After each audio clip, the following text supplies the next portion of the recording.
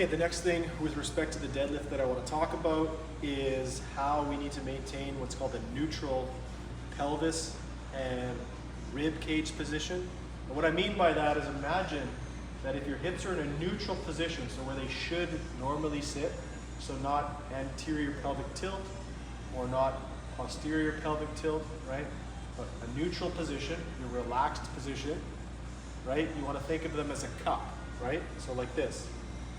Next is your ribs. You want to keep your ribs in a neutral position, so not up, flared, and not crunched, right? But just a neutral position. Again, like a ring, right? So you have this cup and this other ring on top, and they should be parallel, like a barrel, right? So like a tin can. Imagine a can of Coke, right? That is your core, right? And what you want to be able to do is you want to be able to hinge while maintaining this neutral position, right? This is why we do the Romanian deadlifts, good mornings, the reverse hyperextension. All of these exercises teach us to be able to hinge through our hips, right? Without extending or flexing our lower back, right? Almost all injuries are going to come during either the initial pull, because we have a rounded lumbar, right? So either the initial pull happens with a rounded back, so you're going to have usually a slip disc or something pulled, or during what's called the lockout. So the top of the movement, if you don't have a neutral position and you have your butt stuck out, when you come up and then go to lockout, you're loading your lower back, and you again can hurt your lower back. So those are the two places that you could hurt yourself throughout that range of motion, either at the bottom or at the lockout.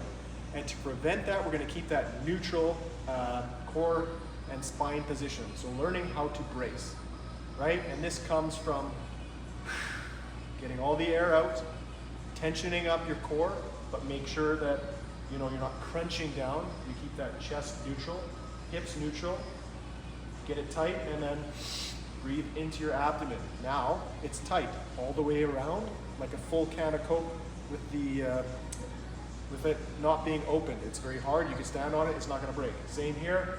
Everything is tight, right? So as I bend down to grab it, I've either braced at the top or I can brace here again. But because I bent from my hips and then squatted, I've kept that neutral position. Now I can choose to breathe into my belly, right? Pushing my legs, shoulders back, lift it up, hips go through, right? So I'm not leaning back, but my hips go to the bar. Okay, again, pushing my legs to get it tight, breathe into my belly. Hips go through to the bar, right? As opposed to what we usually see, people come up, up, up, and then they lean back, right? And the lockout comes from their lower back. So again, get tight, breathe into your belly, hips through.